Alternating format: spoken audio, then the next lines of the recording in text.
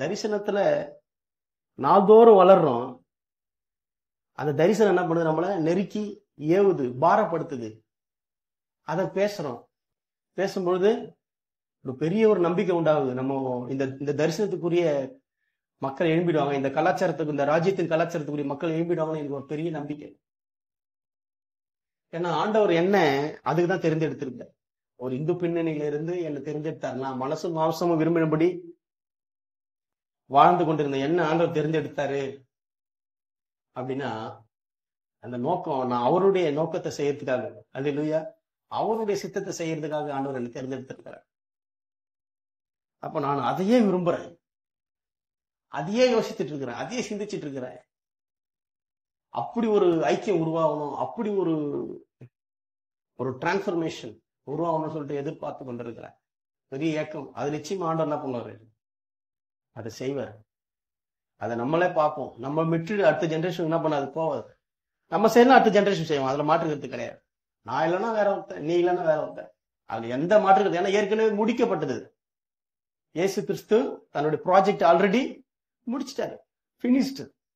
முடிக்கப்பட்ட ப்ராஜெக்டை போயிட்டு நம்ம போய் என்ன பண்ண முடியாது? கட் பண்றதுலாம் கட் பண்ண முடியாது. அதனால அந்த ப்ராஜெக்ட்ல பங்கடைஞ்சி அப்பாவுடைய பிள்ளையா, நான் நல்ல ஒரு பிள்ளையா, நல்ல பிள்ளைய என் பிள்ளை, இது உண்மை உத்தம் உள்ள பிள்ளை, நான் இவனை நம்பணும் பத்தியா, இவன் எனக்கு என்ன பண்றான், உண்மையா இருக்கிறான்னு சொல்லிட்டு நான் அதை வாங்க விரும்புறேன். அல்லேலூயா. என் பிள்ளை நல்ல பிள்ளைப்பா. அதுதான் சொல்லப்படுது இடத்துல, உண்மை உத்தம் உள்ள ஊழியக்காரன்னா அதான். அதாவது இயேசு ரொம்ப நல்ல பிள்ளையா இருந்தார் பிதாவுக்கு. அதே சிந்தனையா சிந்திச்சாரு. பிதாவினுடைய சிந்தை, பிதா என்ன ப்ராஜெக்ட் கொடுத்தாரு இயேசுக்கு, அந்த சிந்தையை தவிர வேற எந்த சிந்தையும் இல்லை. இதை நம்ம எப்படி அறியலன்னு சொன்னா, பேதுரு பேசும்பொழுது என்ன பண்றாரு? கோவப்படுறாரு இல்லையா? பிசாசு பேசும்பொழுது பேதுரு மூலியமா பிசாசு பேசுறான் ஒரு இடத்துல. ஆண்டவரே, உமக்கு இது நேரிடக்கூடாது, மைண்ட மாத்த பாக்குறான். உடனே கோவம் வருது, எனக்கு பின்னாக போ சாத்தான் என்றாரு. அவ்வளவு கோவப்படுறாரு. ஏன்னா அப்பாவுடைய பிள்ளை,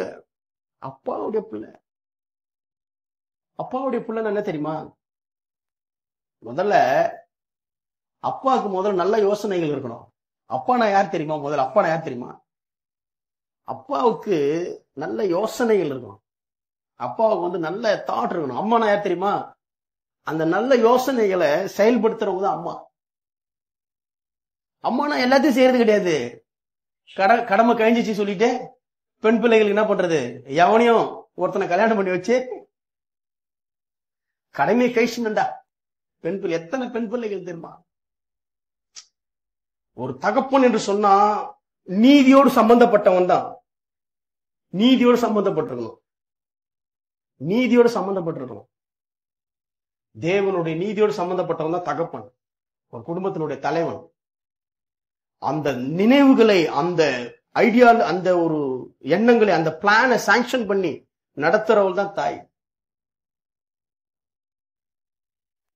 ஏதோ இதை ஏற்படுத்தினா அதை ஏற்படுத்தினா அதை பண்ணிட்டு கணக்குக்காக செய்யறது கிடையாது. நல்ல தாய் தகப்பனை பத்தி எனக்கு தெரிஞ்சுக்கு.